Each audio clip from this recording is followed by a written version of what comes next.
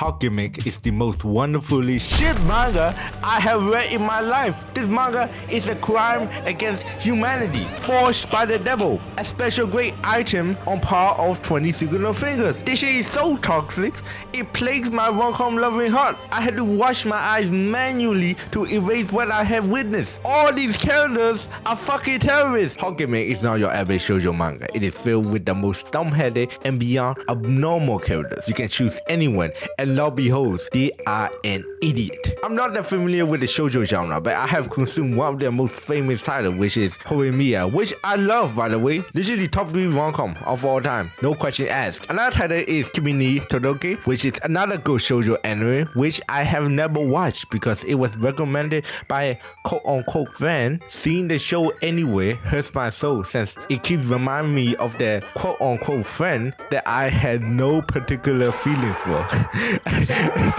Okay, going off topic. I'm not going to explain why Hot Gimmick should be tried as a war crime. When making a shoujo manga, there is a certain ingredient which must be cooked flawlessly, the male leads. It totally makes sense since that is what young girls are really all about, pretty boys. There are iconic male leads in anime like Hawk from Yuna of the Dawn, Shoulder from Kimi ni Todoke, Senna from the Diary of the Female Lead, Uzui from Maid-sama, iconic characters that I totally know about. Yeah, I finally on Reddit. But I could probably guess that they are hot, charismatic, and walking green flags. So in Hot Gimmick, who are the main male leads? A childhood friend who is a self-centered abuser, the female lead stepbrother, another child friend who is a creepist. I'm not fucking kidding. I wish I was fucking kidding. Let me be honest. They got the looks. But God, they're fucking criminals. Let me summarize how we went. The story takes place in a company's apartment complex where all the employees live close together, including the employees' families. And our female lead is from one of those families, me Hasumi. The nut job that I feel very sorry for, but sometimes you just have to question, what the fuck are you doing? Hasumi's little sister Akane has to buy a pregnancy test because she missed her period. Okay, no worries, she's in junior high. Oh, she's a whore. Hasumi gets caught by his childhood friend, who is mean as shit to her, by the way, trying to buy a pregnancy test. And oh no, he knows now that Akane is a slut. And if this gets out, it's going to ruin their family reputation, and her dad is going to lose his job. So he blackmailed her, saying he won't tell anyone, but on one condition. And what might that be? She must be his slave. Fuck, man, it keeps getting worse. I know, and this is chapter 1. This is pretty tame compared to the mess of the story is going to come. There's another childhood friend who is always kind to Hasumi, and he is also a model, both kind and majestic, so obviously Hasumi has a huge crush on him. And later they started dating. But remember when I said in the start of the video, he's a later we found out that he got closer to Hasumi because he wanted to hurt and betray her. Turns out Hasumi's father and his mom were in an affair, and one thing led to another, which resulted in his mom's death. So instead of targeting the dad, he decided to fuck up his innocent daughter. He gets his group of model guys to rape Hasumi while he was recording. But thank God the other abuser was there because he went, "Hey, keep your hands off her."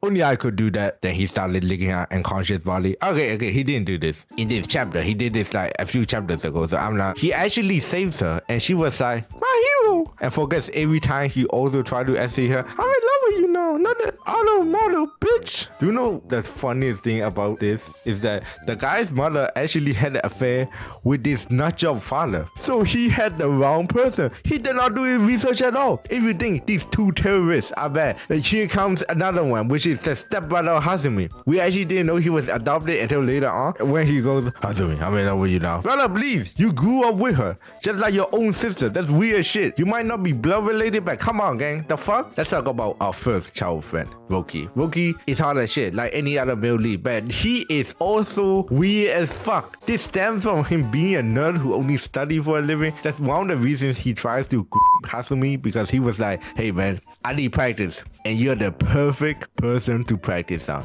And his mom is also like the wife of the high-ranking boss of the company, so yeah, he got power to demolish livelihoods if she doesn't comply. Also about Hasumi. Hasumi is a nut job that I felt very bad for at the beginning. She is surrounded by living demons, but at one point she had a chance to say that she was now fucking Roki to his shooter because she thought they were fucking. The shooter was talking smack about Roki, so she was like, yeah, I've been fucking him for a while now. And like you. Why would you take his side? And I don't remember, but her reasoning went something like, I wouldn't like it too if someone was talking smack behind my back. Boy, he tried to in the last chapter. Have some self-respect. He's the type of guy to slap you in front of your friends. Oh wait, he did. Okay, hell, I hate this shit. This shit might be worse than Man and Girlfriend. The other mortal child friend, which is Asusa, might be as bad. Don't manipulate Hasumi and try to get her gang raped by making her drunk as shit. This motherfucker do not give a fuck. How the fuck does it do make the stepbrother being a love interest the most normal option? I got tired of it and skipped to the last volume of the manga. And what did I see? Hasumi and Asusa fucking talking like buddies. After all you went through, you still haven't blacklisted the motherfucker.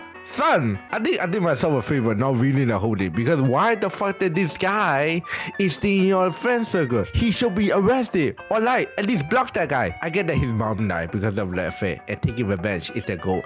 That's really bad. But counterpoint, he didn't fucking do his research, and for the sake of his goal, he did not care to terrorize an innocent girl. The worst thing about this manga is that especially these two characters, they should not have a redemption arc. Anime characters can be a dick, but they slowly have character development throughout the arcs. Like a really good example is Zuko for Avatar, for the main antagonist to one of the fan favorite main characters of the series. These two are in deep shit. No amount of character development is going to make up everything you did justifiable. I did like the scene of Asusa beating up the kid though. That's kind of sick. I'm sorry, Hasumi, for trying to... Oh wait, sorry. Oh, that's a word. I'm sorry, Hasumi, for trying to essay you. I was just not familiar with this shit. I hope you can forgive me. Oh, I forgive you. It happens to the best of us. It's okay to hate me, Hasumi. I almost did terrible things to you. I wish I could hate you. No fucking shit, this line real. She actually said that. I would like blaming victims. I'll let you know. She went through some shit and she's surrounded by King Von servants. But this motherfucker have zero respect for herself. What do you mean you can't hate the guy who almost got you real by 5 guys?